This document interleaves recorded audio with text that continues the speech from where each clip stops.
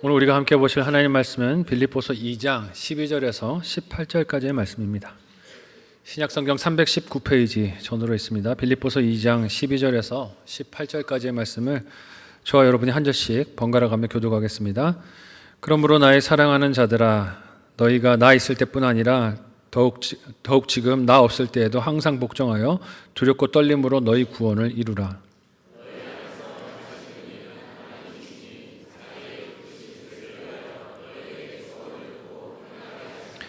모든 일을 원망과 시비가 없이 하라.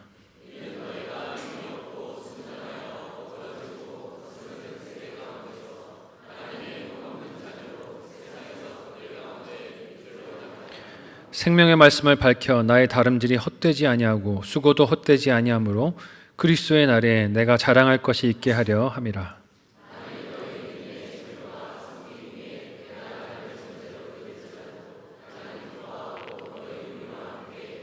다 함께 읽겠습니다. 이와 같이 너희도 기뻐하고 나와 함께 기뻐하라. 아멘. 함께 읽은 본문의 말씀으로 성도의 사명이라는 제목으로 말씀 나누도록 하겠습니다. 우리 인생에는 결과에 대한 예고를 들어서 알고 있지만 그것이 이루어지는 과정 속에 떨리고 또 두려움도 있는 일들이 있습니다. 그런 여러 일들 중에 하나가 또 출산이 아닐까 하는 생각이 들어요. 지난주 월요일에 우리 오기용 최지수 집사님 가정이 딸을 등려하셨어요. 아기 사진 한번 보여주시겠어요, 방송실? 네. 신생한데 웃어요, 그죠? 어떻게 이럴 수가 있지? 태어난 지 곧바로인데, 자, 이제 내려주세요. 어떻게 이렇게 귀한 생명을 주셨는지 참 감사하다는 생각이 들어요. 출산의 결과를 알지만 또 그 과정은 어떻습니까? 산모가 지나갈 때 떨리는 마음을 가지고 지나가시죠. 병원에서 정기적으로 의사에게 검진을 받고 아기를 출산하게 될 시기가 언제쯤인지, 또 아기의 건강 상태가 어떤지, 출산의 방법은 어떻게 될 것인지 전부 다 의사에게 설명을 듣습니다. 그래서 그 날짜와 결과를 예상하면서 출산 준비를 하지만 그 과정에도 불구하고 뭐가 있어요? 산모에게는 떨림이 있고 두려움이 있죠. 아빠도 마찬가지일 겁니다.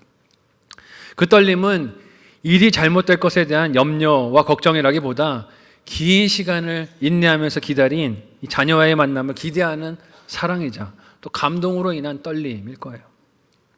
또한 그 떨림은 출산으로 아기를 만나는 만남이 아무런 문제나 어려움이 없도록 하기 위해서 자기 몸을 잘 돌아보는 절제와 분별, 아기에게 유익한 것만 먹고 또 마시고 보고 듣는 구별의 모습으로 드러나기도 합니다. 두려워서 그러는 게 아니라 뭐예요? 기대하는 마음이 있기 때문에 떨림으로 그 일들을 준비하는 거죠.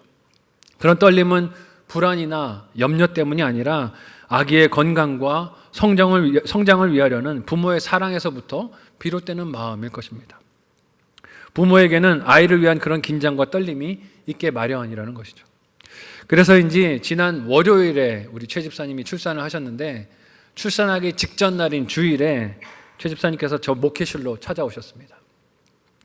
엄마로서 10달 동안 아이를 잘 품고 있는 역할을 이제 감당하시고 출산 직전에 하나님의 도우심을 구하기 위해서 저를 찾아오신 거죠. 참 그 모습이 너무 귀하고 감사해서 간절하게 기도했어요. 하나님께서 지금까지 지켜주셔서 감사하고 출산의 과정도 하나님이 붙들어 주세요 하고 기도했어요. 그리고 이 기도도 했어요. 많은 산모들이 그 얘기를 하시더라고요. 뱃속에 있을 때가 제일 편하더라. 나오고 나면서부터는 더 힘든 진짜 육아의 전쟁이더라 얘기를 하시는데, 기도하면서 엄마 아빠가 딸을 키워가는 육아의 과정도 잘 감당할 수 있도록 지켜주시고 하나님이 인도해 달라라고 기도를 했습니다. 그리고 생각해 보니까 성도의 신앙 여정도 이와 같은 것이구나 하는 것을 돌아보게 되었어요. 이런 떨림이 있는 것이죠. 사도 바울은 빌립보 교회 교인들에게 예수를 본받는 겸손으로 하나됨을 이루라라고 권면을 했습니다. 왜 그랬습니까? 빌립보 교회 안에 다툼과 갈등이 있었기 때문이에요. 이것은 단지 좋은 기분이나 감정을 위해서 좀 싸우지 마라, 사이좋게 지내라 이렇게 말하는 것이 아니죠. 그 다툼과 분열이 공동체를 이루고 있는 교회가 복음을 증가할 수 없게 만드는 원수막의 공격이자 전략이기 때문에 다투지 말라는 거예요. 마음을 하나 되고 겸손히 하라는 것입니다. 그래서 사도 바울은 세상이 권력을 쟁탈하기 위해서 싸우는 그 모습을 교회가 닮아가면서 답습할 것이 아니라 본이 되시는 예수 그리스도를 바라보라고 했어요. 그렇게 본이 되신 예수님은 하나님의 본체가 되시지만 그런 자신의 권세를 취할 것, 가질 것으로 여기지 않으시고 겸손히 낮추시며 버리셨습니다. 심지어는 사람의 모습으로 이 땅에 오셔서 십자가에 죽기까지 낮은 곳으로 더 내려가셨어요. 그 예수님을 하나님께서 높이셔서 가장 뛰어난 이름을 예수님께 주시고 하나님께 영광이 되도록 인도해 주셨습니다. 사도 바울은 성도로 부름을 받은 교회가 이런 예수 그리스도를 바라보며 감당해야 할 사명이 있다라고 말해요. 오늘 본문을 통해 그 사명 두 가지를 생각해보고 우리의 신앙 여정에 적용해봤으면 좋겠습니다. 첫 번째로 생각해볼 것은 받은 구원, 하나님께 받은 이 구원을 이루는 것이 성도의 사명이라는 것이에요. 사실 우리에게 이 구원이라는 것은 늘 믿음으로 하나님께 받는 것이고 일방적인 은혜로 들었습니다. 그러니 사실 이루라는 이 말은 좀 혼란스럽게 들릴 수도 있어요. 사도 바울은 빌립보 교회 성도들에게 구원을 이루라는 말을 합니다. 함께 오늘 본문의 12절에서 13절을 같이 한 목소리로 읽어보도록 하겠습니다. 같이 읽습니다. 시작. 그러므로 너희가 나 있을 때뿐 아니라 더욱 지금 나 없을 때에도 항상 복종하여 두렵고 떨림으로 너희 구원을 이루라. 너희 안에서 행하시는 이는 하나님이시니 자기의 기쁘신 뜻을 위하여 너희에게 소원을 두고 행하게 하시나니. 아멘. 먼저 읽은 본문에서 사도 바울은 빌립보 교인들에게 자신이 그들과 함께 있을 때나 떠나 있을 때나 한결같기를 권면합니다. 내가 여러분과 같이 있든지 떨어져 있든지 여러분은 믿음을 지키고 서로 사랑하고 겸손하게 신앙생활을 해달라는 것이죠. 여러분, 이는 하나님을 믿는 사람에게 중요한 자세이며 태도이지 않겠습니까? 왜냐하면 사람이 곁에 있을 때와 없을 때 우리의 신앙이 달라진다면 그것은 하나님을 믿고 바라보는 것이 아니라 누구를 더 의식하는 것입니까? 사람을 더 의식하는 것이죠.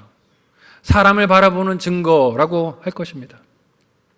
하나님께서 언제든지 누구를 통해서건 신실하게 나에게 말씀을 들려주시는 분이라는 것을 믿는다면 우리는 내가 선호하는 설교자가 누구이건 말씀 듣는 자리가 어디이건 일정하고 변함없이 참여하여 하나님을 대면에 만나고 그 음성에 귀를 기울일 것입니다.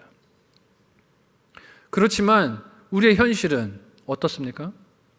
항상 계신 하나님 앞에 나를 생각하기보다 특정한 사람이 나와 함께 있는지 아닌지, 설교자가 누구인지, 환경이 어떤지 이런 것들을 더 신경 쓸 때가 많습니다.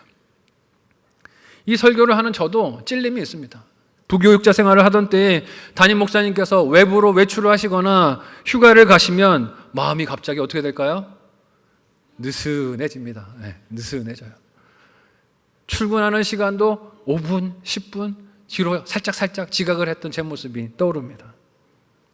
하나님 앞에서 하는 사역이어야 하는데 담임 목사님 앞에서 하는 사역은 아니었는지 돌아보게 됩니다. 바울은 빌립보 교인들이 자신이 그들과 함께 있을 때나 그렇지 못할 때나 항상 하나님 앞에서 살아가며 본이 되신 예수 그리스도를 닮기를 권면했어요. 내가 있으나 없으나 늘 한결같이 하나님 사랑하는 마음으로 믿음을 지키고 가라는 것이죠. 그것이 진정 하나님을 믿는 신앙이고 그 신앙이 진실하다는 증거이기 때문입니다. 그런데 그렇게 한결같이 하나님 앞에서 살아가며 성도로서 감당해야 할 사명이 무엇이라고 합니까?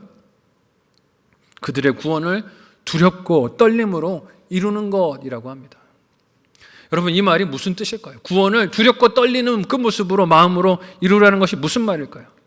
앞서 나눈 것처럼 하나님께서 우리를 택하시고 의롭다라고 불러주신 칭의는 하나님의 일방적인 선택이자 은혜로 주신 것을 믿으시기 바랍니다.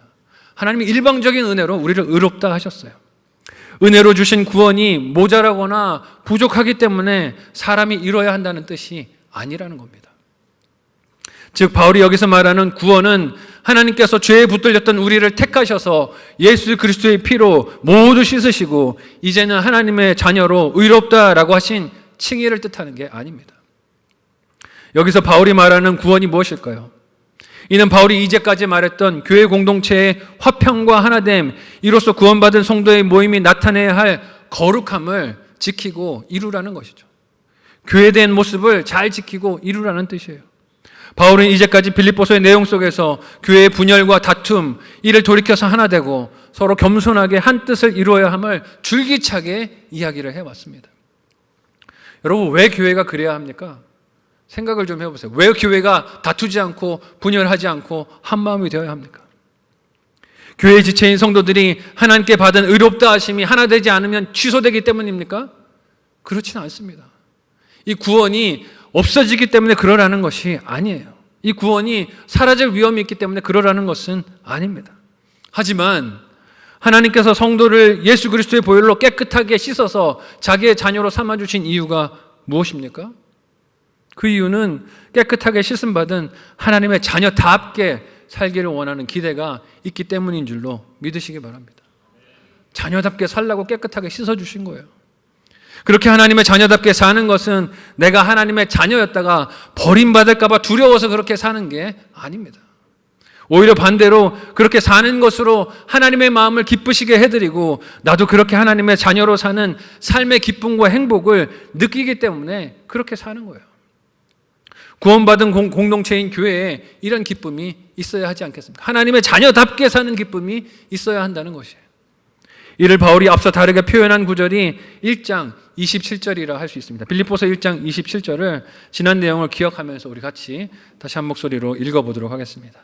같이 읽습니다. 시작. 오직 너희는 그리스도의 복음에 합당하게 생활하라. 이는 내가 너희에게 가보나 떠나 있으나 너희가 한 마음으로 서서 한 뜻으로 복음의 신앙을 위하여 협력하는 것과. 아멘. 하나님께서 우리 죄를 다 씻어주셨는데, 의롭다고 해주셨는데 왜 우리가 복음에 합당한 생활을 살아야 합니까? 왜 분별해야 합니까? 그것이 성도가 자라가는 과정이기 때문에 그래요. 그렇게 안 하면 성도가 안 되기 때문에 그 구원에서 끊어지기 때문에 그러는 것이 아니라 그것이 성도가 자라가는 과정이기에 그렇게 해야 한다는 것입니다. 마지막 날 예수님께서 결산으로 믿음의 열매들을 확인하시는 그날을 부끄러움이 아닌 기쁨과 즐거움으로 기대로 맞이하기 위해서 우리가 그렇게 살아가야 한다는 것이죠. 마치 산모가 자신이 품고 있는 아기를 기쁨으로 만나기 위해서 오늘 먹고 마시는 것, 보고 듣는 것을 조심조심하고 주의하듯이 그런 마음으로 살아가듯이 성도에게도 그런 두려움과 떨림이 있어야 한다는 것이죠. 이렇게 하나님께 받은 구원을 순종함으로 지키고 이루는 것이 성도의 사명이지만 그럼에도 바울은 뭐라고 말합니까? 그 순종마저도 하나님이 주시는 힘으로 하는 것이다. 그 순종마저도 하나님이 주시는 은혜로 하는 것이다 라고 이야기합니다. 이유가 무엇입니까?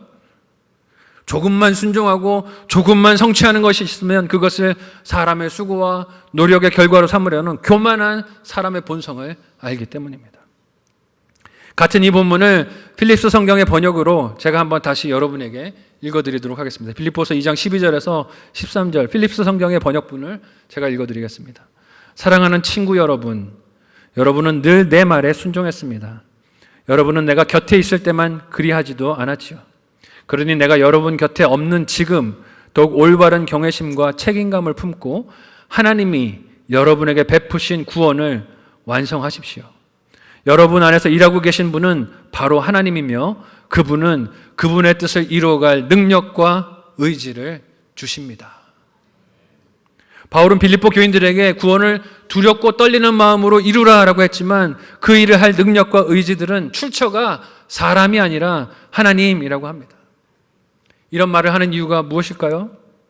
설령 두렵고 떨리는 마음으로 구원을 이루어가는 겸손과 하나됨의 노력을 내가 하더라도 그 어떤 노력도 그 어떤 수고도 사람의 자랑이 될 수 없기 때문입니다. 또한 모든 것이 하나님의 은혜인 것을 기억하라는 것 아니겠습니까? 바울의 이 권면이 두렵고 떨림으로 구원을 이루라라는 말의 의미를 더욱 우리에게 두드러지게 합니다. 자칫하면 전적으로 은혜로 주시는 하나님의 이 구원을 사람이 마치 자기 지분이 있는 것처럼 내세우게 만들려는 시험이 우리에게 날마다 찾아옵니다. 그래서 성도는 두렵고 떨림으로 이 시험들을 분별하고 가려내야 됩니다. 그래도 내가 이만큼 했지, 그래도 내가 이만큼 헌신했지, 그래도 내가 이만큼 한 일들이 있지, 생색내고 싶은 마음들을 두렵고 떨리는 마음으로 분별하고 끊어내야 돼요. 그러므로 자녀로 부르신 하나님의 뜻에 순종하여 받은 구원을 두렵고 떨림으로 이루어가는 저와 여러분 모두가 되시기를 예수님의 이름으로 간절히 소원하고 축복합니다. 마지막 결산을 기억하는 떨림과 두려움은 여러분 불신의 증거가 아닙니다. 오히려 그날이 확실히 있을 것을 믿는 믿음의 증거가 오늘을 그 결산을 바라보며 두렵고 떨리는 마음으로 살아가는 마음일 거예요. 예수님과 만나서 내 신앙의 여정을 주님 앞에 결산할 그날의 확실함을 믿고 인정하는 사람만이 오늘을 두렵고 떨리는 마음으로 하루하루 걸어갈 것이기 때문입니다. 한번 생각하고 적용해 보시기를 바라요. 첫 번째 묵상 적용 질문을 드립니다. 첫 번째 질문은요, 내 신앙 여정을 결산할 날을 기대하고 계십니까? 내 신앙 여정을 결산할 날을 기대하고 계십니까? 어떻게 그 날을 오늘 준비하고 계신가요? 한번 생각하시고 돌아보시면 좋겠어요. 두 번째로 우리가 생각해 볼 것은 성도에게 어두운 세상을 빛으로 비추는 그것이 성도의 사명이라는 것입니다. 바울은 두렵고 떨림으로 구원을 이루라고 빌립보 교인들에게 당부하면서 그 일을 할 때 중요한 원칙 하나를 14절에서 이렇게 강조합니다. 함께 오늘 본문의 14절을 같이 한 목소리로 읽어보겠습니다. 같이 읽습니다. 시작. 모든 일을 원망과 시비가 없게 하라. 아멘. 같은 14절을 필립스 성경은 이렇게 번역을 해요. 제가 읽어드릴게요. 여러분이 해야 하는 일은 무엇이든지 불평하거나 다투지 말고 하십시오. 주의 일을 하면서 불평하거나 다투지 말라는 것이에요.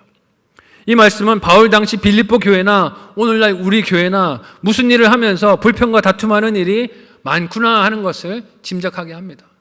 주의 일을 한다라고 하면서도 우리 안에 이런 불평과 다툼과 시비가 많다는 것이에요. 여러분, 그러면 일을 많이 해도 유익이 됩니까? 못 됩니까?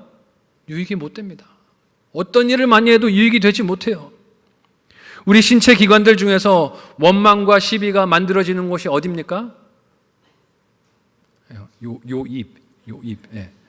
입이라고 하고 싶은데 요 입이라고 얘기를 해야 되겠어요. 요 입이에요. 요 입. 애써 열심으로 일을 해놓고 말로 그 열심을 날려버리는 경우가 얼마나 많이 있습니까? 아무리 고되고 힘든 일을 했었어도 원망하는 말, 수근거리면서 남을 욕하는 말, 부정적인 말로 타인의 마음까지 부정적이게 되는 말을 하는 것은 좋은 열매가 되지 못합니다. 야고보 사도는 그래서 말을 만드는 혀의 위험을 이렇게도 성경으로 묘사했어요. 야고보서 3장 5절에서 6절의 말씀을 같이 한 목소리로 읽어보도록 하겠습니다. 같이 읽습니다. 시작. 이와 같이 혀도 작은 지체로 돼 큰 것을 자랑하도다. 보라, 얼마나 작은 불이 얼마나 많은 나무를 태우는가. 혀는 곧 불이요 불의의 세계라. 혀는 우리 지체 중에서 온 몸을 더럽히고 삶의 수레바퀴를 불사르나니 그 사르는 것이 지옥불에서 나느니라. 무서운 말씀 아닙니까? 애써놓고 수고해놓고 애써 헌신해놓고 말로 다 날려버린다는 거예요. 혀의 이런 위험성을 잘 보여주는 예가 민수기에서 만나는 이스라엘 백성들이라 할 수 있습니다. 그들은 애굽에서 자유를 얻은 은혜의 주인공들이었어요. 하나님이 놀라운 기적으로 그들을 애굽에서 인도해 내셨습니다. 그런데 약속의 땅을 향하여 나아가는 그 광야의 길이 힘들다고 입으로 뭘 했어요? 원망했어요. 요 입으로 원망하고 불평했어요. 그들의 원망을 들으신 하나님은 그들이 말한 대로 될 것이다 라고 징계하십니다. 민수기 14장 26절에서 30절의 말씀을 우리 하이라이트 된 부분을 주의하면서 같이 한 목소리로 읽어보도록 하겠습니다. 같이 읽습니다. 시작. 여호와께서 모세와 아론에게 말씀하여 이르시되 나를 원망하는 이 악한 회중에게 내가 어느 때까지 참으랴. 이스라엘 자손이 나를 향하여 원망하는 바 그 원망하는 말을 내가 들었노라. 그들에게 이르기를 여호와의 말씀에 내 삶을 두고 맹세하노라. 너희 말이 내 귀에 들린 대로 내가 너희에게 행하리니 너희 시체가 이 광야에 엎드러질 것이라. 너희 중에서 20세 이상으로서 계수된 자 곧 나를 원망한 자 전부가 여분네 아들 갈렙과 눈의 아들 여호수아 외에는 내가 맹세하여 너에게 살게 하리라 한 땅에 결단코 들어가지 못하리라. 아멘. 두려운 말씀 아닙니까? 이스라엘 백성들이 광야에서 그 입으로 뭐라고 말했습니까? 우리를 죽이려고 이 광야로 끌어냈냐라고 말했어요. 하나님은 원망하고 불평했습니다. 구원하려고 그들을 끄집어내셨는데 그들은 우리를 죽이려고 끌어냈다라고 비아냥거리고 원망했어요. 하나님은 뭐라고 말씀하십니까? 내 귀에 너희 말이 들린 대로 해주겠다라고 말씀하세요. 여러분, 우리 입술의 말이 이렇게 중요합니다. 구원을 이루는 사명을 겸손과 하나 되는 연합, 사랑으로 감당해야 하겠지만 이 일을 하면서 원망과 시비가 내 입에 가득하다면 그 노력들이 좋은 열매가 될 수 없어요. 그래서 여러분, 은혜를 받은 성도의 특징 중에 하나가 뭔지 아세요? 뭐가 달라질까요? 언어가 달라집니다. 언어가. 입이 달라져요. 옆 사람을 이렇게 축복하겠습니다. 입이 달라지시길 바랍니다. 입이 달라져요. 은혜 받은 성도는 입이 달라집니다. 어떻게 달라집니까? 수군거리고 비방하고 원망하던 언어가 감사의 말이 나옵니다. 축복의 말이 나와요. 싸우던 언어가 이해의 말로 바뀌게 됩니다. 우리가 어떤 때 원망과 시비로 가득합니까? 내 뜻이 옳다, 내 생각이 옳다, 내 방법이 옳다라고 주장하기 때문에 다투는 것 아닙니까? 그래서 권력으로 시비를 잠재우는 세상의 논리는 원망과 시비를 힘으로 없애려고 합니다. 그 힘을 서로 가지려고 높은 곳에 있으려고 하니 계속 원망과 시비가 이어지게 돼요. 그래서 다수가 힘이 되면 그 원망과 시비를 다수결로 해결하려고 합니다. 투표하자. 뻑하면 투표하자. 그래서 많이 나오는 쪽이 이긴 거니까 이걸로 원망과 시비를 해결하자. 여러분, 그게 해결책가 아닙니다. 때로는 돈이 그런 힘이 되고 때로는 권력이 그런 힘이 되기에 서로 그 힘이 되는 것을 가지려고 불평하고 원망하고 시비하고 다툽니다. 빌립보 교회도 그런 세상 원망 해결 방식을 주목하여 따르다 보니 서로 다투고 분열했던 거예요. 하지만 바울은 교회로 부름을 받은 성도의 사명이 이 세상의 모습과는 좀 달라야 되지 않겠냐라고 강조하고 가르칩니다. 함께 오늘 본문의 15절에서 16절을 같이 한 목소리로 읽어보도록 하겠습니다. 같이 읽습니다. 시작. 이는 너희가 흠이 없고 순전하여 어그러지고 거스르는 세대 가운데서 하나님의 흠 없는 자녀로 세상에서 그들 가운데 빛들로 나타내며 생명의 말씀을 밝혀 나의 다름질이 헛되지 아니하고 수고도 헛되지 아니하므로 그리스도의 날에 내가 자랑할 것이 있게 하려 함이라. 아멘. 여러분, 왜 다툼과 시비가 없게 하라고 사도 바울이 강조합니까? 하나님께 반역하여 어두움을 따르는 세상에서 빌립보 교인들이 그 세상에 빛을 비추는 방법은 원망과 시비 없이 구원을 이루어가는 일, 즉 공동체된 교회를 세상에 나타내고 보여주는 일이기 때문에 그래요. 바울은 이것이 생명의 말씀을 밝히는 것이라고 하는데 그 모습은 마치 캄캄한 밤에 횃불을 잘 붙잡고 내밀어서 어둠을 밝히는 모습과도 같습니다.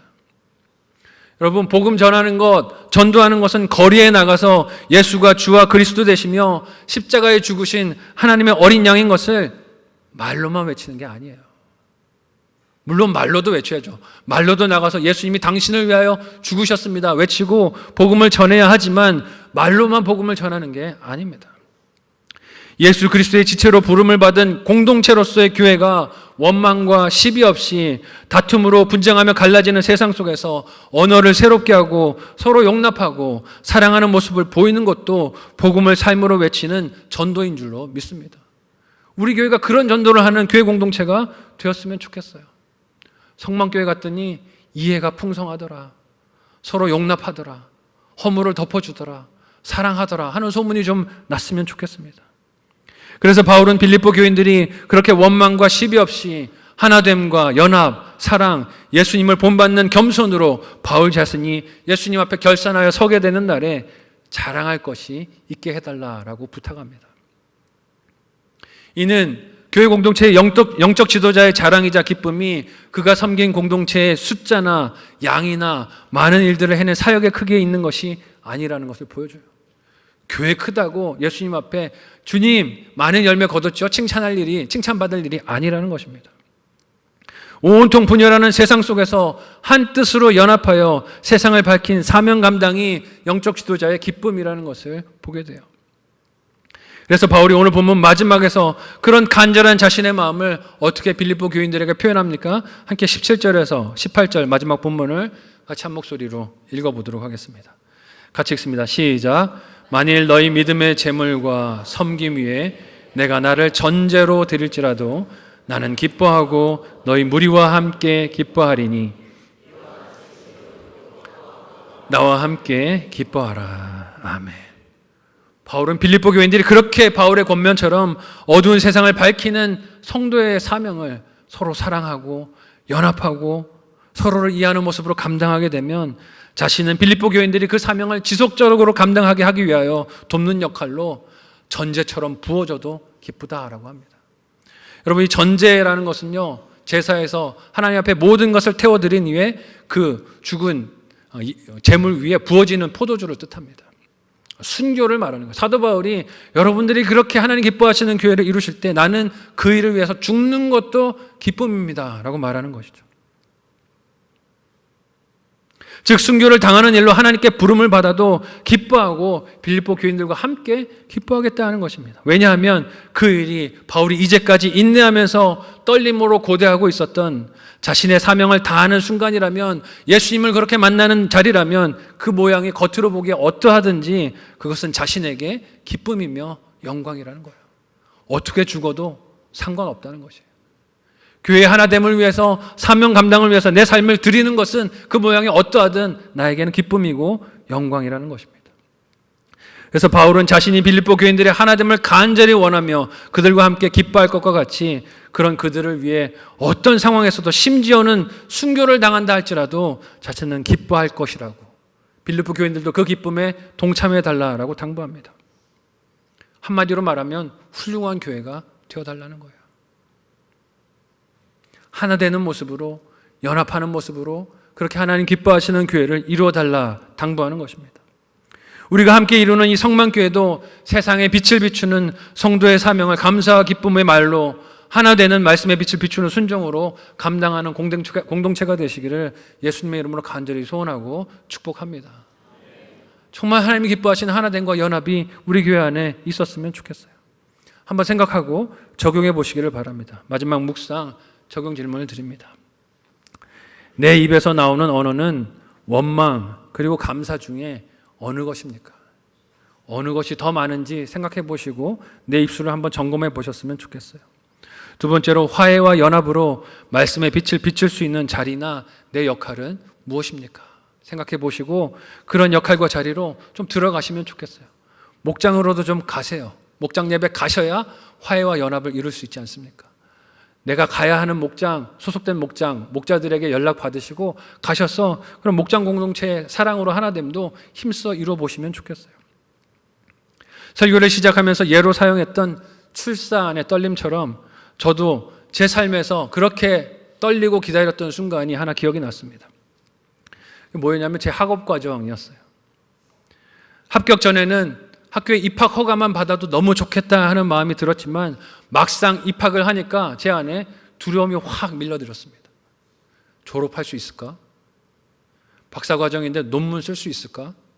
이걸 다 끝낼 수 있을까 하는 두려움이 너무 크게 제 앞에 다가왔었어요. 그럴 때마다 저는 선배 목사님들의 논문 방어식에 한 번씩 참석을 했습니다. 왜냐하면 선배 목사님들이 졸업을 위해서 논문 방어식을 할 때 그 모습을 제 눈에 담아두는 것이 오늘 내가 견뎌야 할 공부를 견디게 해주는 힘이 되고 소망이 된다라고 느꼈기 때문이에요. 그래서 그렇게 제가 참석했던 논문 방어식에서 논문 발표자가 낙방해서 졸업이 좌절된 경우는 한 번도 없었어요. 제가 가봤던 선배 목사님들은 다 졸업을 하셨어요. 믿음을 가져야 되는데 제 안에 자꾸 무슨 생각이 들어요? 불안해요. 나는 안 될 것 같아. 나는 떨어지면 어떡하나 하는 두려운 마음이 자꾸 제 안에 있었어요. 지도 교수님의 지도를 성실하게 잘 따르면 졸업하게 되는데 못하게 될까 봐 자꾸 두려운 마음이 제 안에 밀려드는 것이죠. 근데 어느 날 제가 참관했던 한 선배 목사님의 논문 방어식에 제 논문을 지도해 주시는 목사님이 부교수로 이렇게 참석을 하셨어요. 부심사로 참석을 하셨는데 그 졸업하시는 선배 목사님의 표정을 본 게 아니고 제 표정을 보신 것 같아요. 제 표정을 보시더니 저를 부르시고 왜 그래? 얼굴이 왜 그렇게 어두워? 뭘 걱정해? 하고 물어보시는 거예요. 그래서 제가 솔직하게 얘기를 했죠. 제 부족한 실력, 제 부족한 언어, 또 여러 가지 생활의 환경 때문에 졸업을 할 수 있을지 걱정이 된다고 염려를 털어놨습니다. 그때 그 교수님께서 제 어깨에다 손을 척 얹으시고 뭐라고 얘기를 하실까요? 걱정하지 마. 내가 하는 대로 지도를 잘 받으면 졸업하게 될 거야. 용기를 주셨어요. 그 말이 저희가 얼마나 큰 위로와 힘이 되었는지 모릅니다. 그리고 교수님의 말대로 됐어요. 여러분에게 사진을 보여드릴게요. 이게 제 논문 방어식 날의 모습입니다. 앉아있는 제 얼굴이 보이십니까? 바짝 얼었어요. 바짝 얼어가지고 영어를 안 쓴 지도 오래됐고 이날에 온 거 너무 감사하고 기쁘긴 한데 이게 잘 통과될지 막 두려움 때문에 심장이 쿵쾅쿵쾅 가슴 밖으로 심장이 튀어나올 것 같은 떨림과 염려가 제 안에 있었어요. 이날에 온 것만이라도 어디냐 감사하는 마음이 제 안에 있었어요. 근데 이 방어식 어떻게 됐을까요? 무사히 잘 마치고 이런 장면이 연출이 됐어요. 교수님이 저를 꽉 안아주시는데 제 얼굴 표정이 어떻습니까? 앉아있을 때랑 좀 다르죠? 아, 끝났구나. 아, 이제 잘 마무리됐구나. 교수님이 저를 안아주시는데 웃음이 나면서도 눈물이 나더라고요. 9년을 기다렸거든요. 이 시간을 9년을 기다려서 방어식을 마치고 학위를 받게 됐는데 교수님이 저를 꽉 안아주시면서 이렇게 말씀하시는 거예요. 축하한다. 그리고 또 한마디 하시는 게 내가 뭐라 그랬어? 한다 그랬잖아. 아, 말씀대로 됐구나. 내 안에 두려움과 떨림이 많았지만 약속해 주신 대로 됐구나 하는 것을 보고 느끼게 됐어요. 여러분, 우리의 믿음의 경주도 주님께서 이렇게 안아주시고 위로해 주시는 날이 오게 될 줄로 믿습니다. 옆 사람에게 이렇게 인사해 보겠습니다. 쫄지 마세요. 여러분, 쫄지 마세요. 두려워하지 마세요. 우리 주님을 이렇게 기쁨으로 만나게 될 날이 올 줄로 믿습니다. 그날의 기쁨을 위해 우리 안에 소원을 두고 행하시는 하나님의 뜻을 따라 두렵고 떨림으로 하나된 교회, 구원의 사명을 감당하는 공동체를 이루어가면 우리가 기쁨으로 주님을 이렇게 만나고 끌어안고 위로할 날이 오게 될 줄로 믿습니다. 또한 그 하나님의 뜻을 따라 어두움을 빛으로 비추는 성도의 사명을 감당하기를 하나님은 원하십니다. 그것이 하나님의 기쁨이자 교회를 이루는 성도의 기쁨도 되기 때문입니다. 우리의 신앙 여정을 기쁨으로 결산할 그날을 사모하며 성도의 사명을 하루하루 잘 감당하시는 저와 여러분 모두가 되시기를 예수님의 이름으로 간절히 소원하고 축복합니다. 아멘. 함께 기도하겠습니다. 오늘 말씀을 기억하며 합심해서 함께 기도하겠습니다. 우리를 성도로 부르신 하나님께서 우리 안에 시작하신 구원의 일, 착한 일을 반드시 이루어 주실 줄로 믿습니다. 우리가 믿음을 가지고 두렵고 떨리는 분별의 마음으로 그 일에 순종하며 어두운 세상을 말씀의 빛으로 비추는 하나됨과 사랑으로 성도의 사명을 감당할 때 하나님 우리를 인도하여 주시고 주님을 기쁨으로 만나 우리 신앙 여정을 결산하는 그날을 영광스럽게 맞이하게 도와주옵소서. 간절한 마음으로 합심하여 함께 기도하겠습니다. 하나님 우리를 택하여 불러주시고 성도로 오늘을 걷게 하여 주시니 감사합니다. 주님 앞에 나아가 우리의 신앙 여정을 결산하게 될 그날을 우리가 믿음으로 바라보고 오늘 두렵고 떨리는 마음으로 구원을 이루어가는 하루하루 걸어갈 수 있도록 인도하여 주시옵소서. 우리를 사랑하셔서 택하여 불러주셨고 하나님 자녀로 삼아주셨으니 구원의 그날 완성하는 그날까지 우리를 성실하게 인도해 가실 하나님을 믿고 오늘 담대하지만 그러나 또한 두렵고 떨림으로 구원을 이루어가는 걸음걸음으로 분별하여 걸어갈 수 있도록 도와주시옵소서. 말씀을 따르게 하여 주시고 성령 하나님의 인도하심에 민감하게 반응하게 하여 주셔서 세상과 똑같은 모습으로 그렇게 걸어가는 것이 아니라 세상과 구별된 모습으로 믿음의 길을 걸어가고 사랑하며 하나 되는 공동체를 이루어 세상에 빛을 드러내는 우리 성만교회 될 수 있도록 도와주시옵소서. 감사하며 예수님의 이름으로 기도하옵나이다.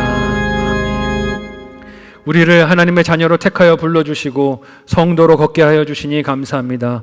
성도된 사명이 우리에게 있다고 하십니다. 마치 아이를 잉태한 산모와 같이 하나님, 우리가 예수 그리스도의 생명을 우리 안에 그렇게 허락받았으니 주님을 만나는 그날까지 두렵고 떨림으로 이 구원을 지키며 이루어 나가는 하나님의 백성들 다 되게 도와주시옵소서. 세상과 똑같은 모습으로 다투고 분열하며 서로 싸우는 모습을 세상에 보이지 않게 하여 주시고, 우리 성만교회가 서로 사랑하고 연합하고 하나됨으로 온통 갈라지고 다투는 세상 가운데 복음의 빛의 향기를 드러내는 우리 교회 되게 도와주시옵소서. 감사하며 예수님의 이름으로 기도하옵나이다. 아멘.